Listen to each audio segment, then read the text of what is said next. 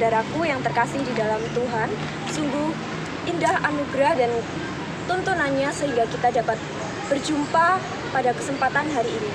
Walaupun kita tidak dapat berjumpa secara langsung, namun tidak mengurangi semangat kita untuk bersekutu memuliakan namanya.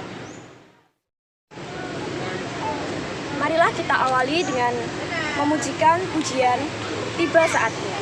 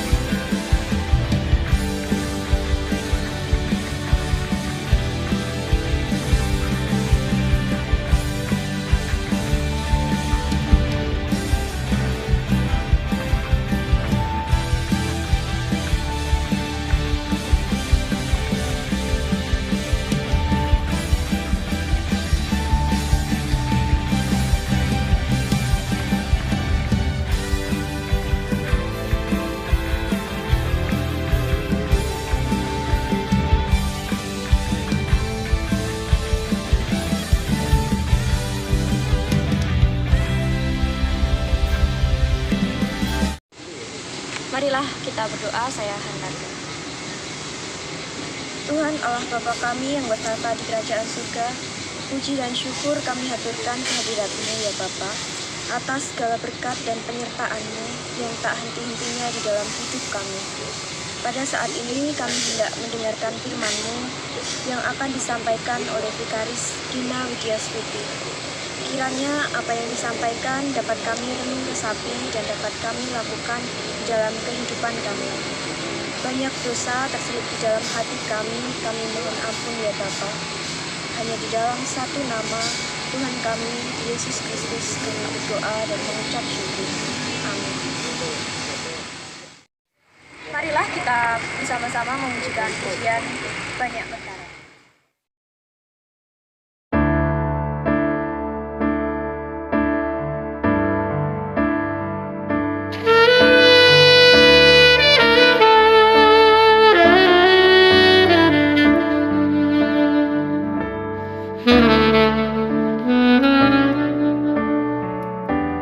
Mm-hmm.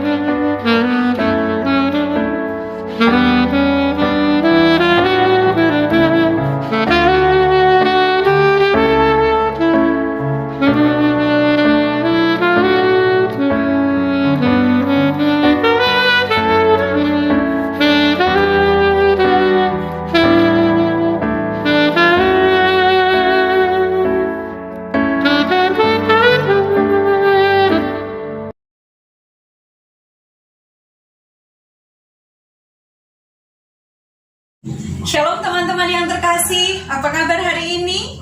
Kiranya semua dalam keadaan baik dan berkat dan perlindungan Tuhan. Kita bertemu hari ini dalam renungan GMKI Cabang Surakarta. Bersama-sama kita akan merenungkan firman Tuhan. Namun sebelumnya kita akan membukanya di dalam doa. Mari saya hantarkan. Tuhan Allah Bapa kami yang bertahta dalam kerajaan surga yang mulia, kami mengucap syukur atas segala berkat yang Engkau berikan kepada kami. Bersama-sama Tuhan, dalam menapaki kehidupan ini, kami membutuhkan firman-Mu untuk menjadi pelita yang terus menuntun kami untuk berjalan ke arah sejalan dengan kehendak-Mu. Oleh sebab itu Tuhan, tolong kami untuk mengerti apa yang menjadi kehendak-Mu. Mampukan kami untuk memahami firman-Mu dengan baik, sehingga kami dimampukan untuk dapat mengerjakannya dalam kehidupan kami. Kudus-Mu bekerja, menolong, menuntun kami. Kami siap menyambut firman-Mu dalam nama Yesus Kristus. Amin. Teman-teman yang terkasih, bersama-sama kita akan menerima firman Tuhan yang diambil dari kitab Hosea, pasalnya yang ke-14, ayat 2 sampai dengan yang ke-8. Saya ulang lagi, Hosea pasal 14, ayat ke-2 sampai dengan yang ke-8 yang demikian. Bertobatlah hai Israel kepada Tuhan Allahmu, sebab engkau telah tergelincir karena kesalahanmu. Bawalah sertamu kata-kata penyesalan dan bertobatlah kepada Tuhan. Katakanlah kepadanya, ampunilah segala kesalahan sehingga kami mendapat yang baik. Maka kami akan mempersembahkan pengakuan kami. Asyur tidak dapat menyelamatkan kami. Kami tidak mau mengendarai kuda, dan kami tidak akan berkata lagi, ya Allah kami, kepada buatan tangan kami, karena Engkau menyayangi anak yatim. Aku akan memulihkan mereka dari penyelewengan. Aku akan mengasihi mereka dengan sukarela, sebab murka-Ku telah surut daripada mereka. Aku akan seperti embun bagi Israel, maka ia akan berbunga seperti bunga bakung, dan akan menjulurkan akar-akarnya seperti pohon hawar. Ranting-rantingnya akan merambak seperti akar, seperti pohon zaitun, dan berbau harum seperti yang di Libanon. Mereka akan kembali dan diam dalam naungan-Ku, dan tumbuh seperti gandum. Mereka akan berkembang seperti pohon anggur yang termasyur seperti anggur Libanon.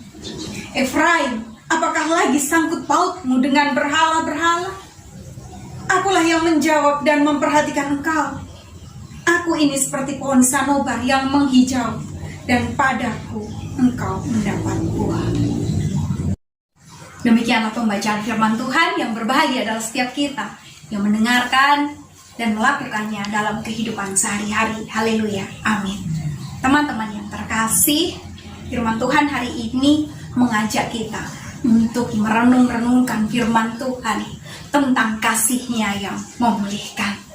Teman-teman yang terkasih, jika kita melihat konteks pada kitab Hosea, pada pasal 14 ayat 2 sampai dengan ke-8, ini adalah sebuah panggilan pertobatan yang disuarakan oleh Hosea kepada umat Israel pada waktu itu, di mana bangsa yang telah mengalami kebobrokan ini diingatkan untuk kembali kepada Tuhan. Di sini Tuhan memberikan janji bagi mereka yang bertobat, menyesali setiap dosanya dengan perkataannya, dan bertobatlah kepada Tuhan, katakanlah kepadanya, ampunilah segala kesalahan sehingga kami mendapat yang baik, maka kami akan mempersembahkan pengakuan kami. Di sini ada pengakuan untuk mengakui setiap kesalahan yang dilakukan, di mana pengakuan ini adalah sebuah bukti penolakan terhadap dosa. Di sini dikatakan Asyur tidak dapat menyelamatkan kami. Kami tidak mau mengendarai kuda, dan kami tidak akan berkata lagi, ya Allah kami, kepada buatan tangan kami, karena Engkau menyayangi anak-anak. bangsa Israel disebutkan sebagai anak yatim sebab mereka memang lemah tanpa daya. Akan tetapi pengakuan ini menjadi sebuah pengakuan di tengah keberdayaan.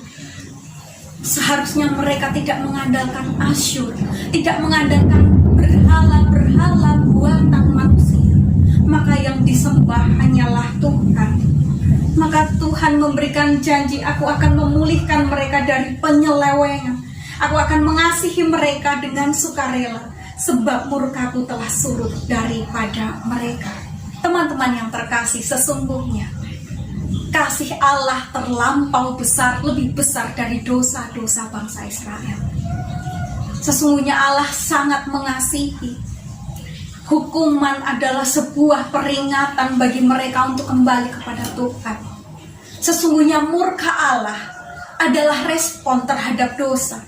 Namun kasih Allah tidak pernah berubah, tidak pernah surut oleh waktu. Kehendak bebas Allah, yaitu mengasihi milik kepunyaannya. Maka terlampau besar kasihnya itu. Bahkan ia menjanjikan siapa yang bertobat kepadanya, Tuhan Allah akan membuat ia seperti embun.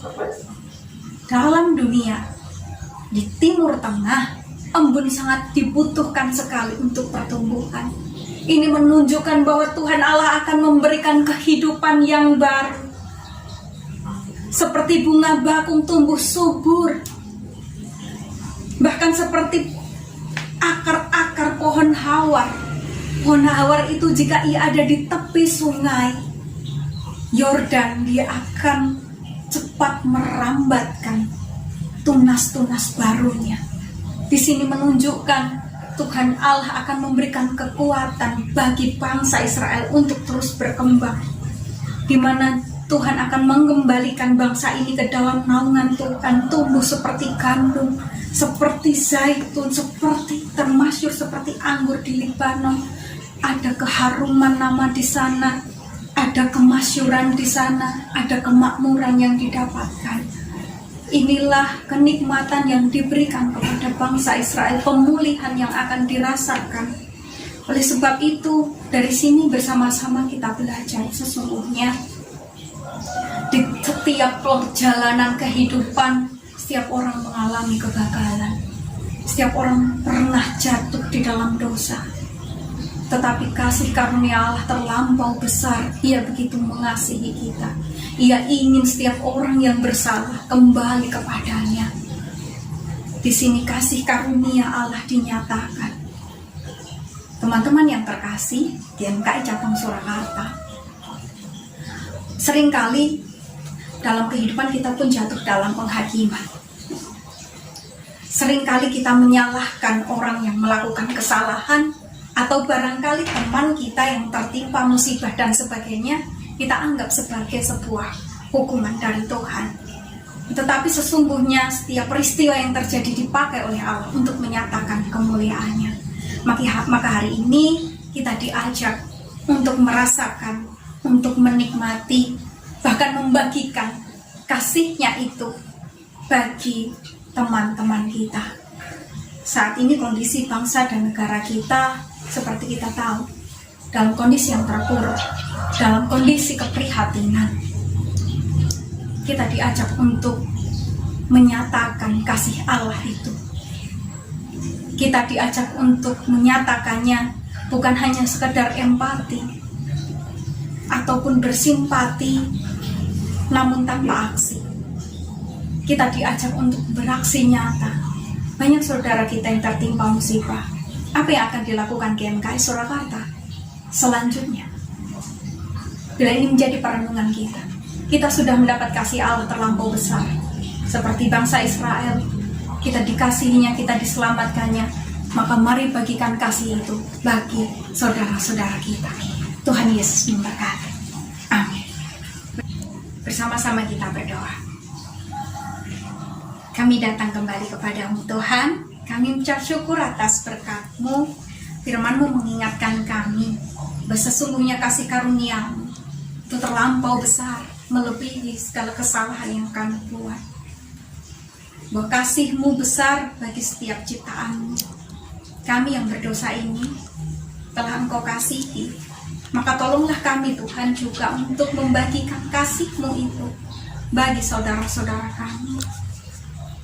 Tidak hanya kami bersimpati, berempati tanpa aksi, akan tetapi biarlah kami beraksi nyata untuk membagikan kasih-Mu bagi saudara-saudara kami yang memerlukan rangkulan cinta-Mu. Terima kasih Tuhan, kami serahkan GMKI Surakarta ke depannya ke dalam tangan-Mu dan senantiasa mewartakan kasih Allah benar-benar nyata di 3 medan layar, baik di gereja, di perguruan tinggi maupun di tengah masyarakat. Terima kasih Tuhan, kami serahkan sepenuhnya ke dalam tangan Tuhan, seluruh kehidupan kami, gerakan ini ke dalam tangan-Mu. Hanya dalam satu nama Tuhan Yesus Kristus kami berdoa dan mengucap syukur.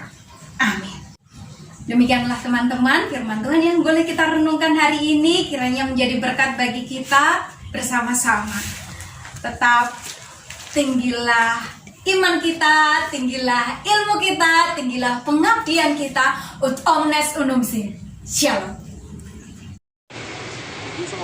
Marilah kita tanggapi renungan yang telah disampaikan oleh Vikaris Dina Widyastuti dengan pemusikan pujian Waktu Tuhan.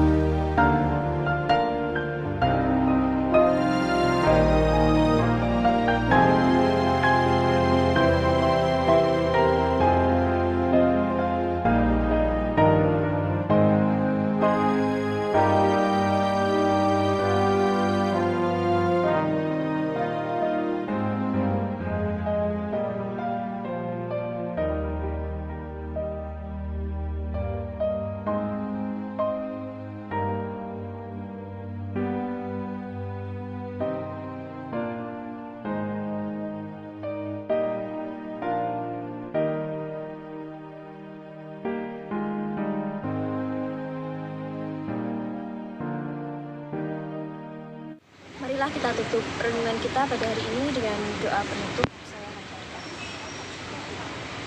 Terima kasih ya Bapa, Engkau telah menyertai kami dalam mendengarkan firman. Dalam firman ini, Engkau menuntut hati kami untuk senantiasa mendengar bahwa penyertaan-Mu selalu ada di dalam hari-hari kami, baik dalam kondisi senang maupun berduka. Saat ini negara kami yang kami cintai sedang mengalami berbagai tantangan. Kiranya penyertaan-Mu senantiasa ada di dalam kami semua. Kami sebagai warga gereja dan warga organisasi memohon penyertaan-Mu supaya kehadiran kami di tengah-tengah situasi seperti ini, kami tetap mampu menyampaikan kasih-Mu. Kami telah menyelesaikan renungan hari ini, Tuhan. Tuntunlah kami dalam menyelesaikan aktivitas kami selanjutnya. Hanya di dalam satu nama Tuhan kami Yesus Kristus kami berdoa dan mengucap syukur. Amin.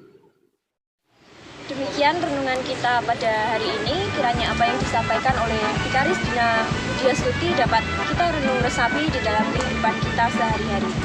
Tuhan Yesus memberkati. Tinggi iman, tinggi ilmu, tinggi pengabdian. Ut omnes unum sit. Shalom.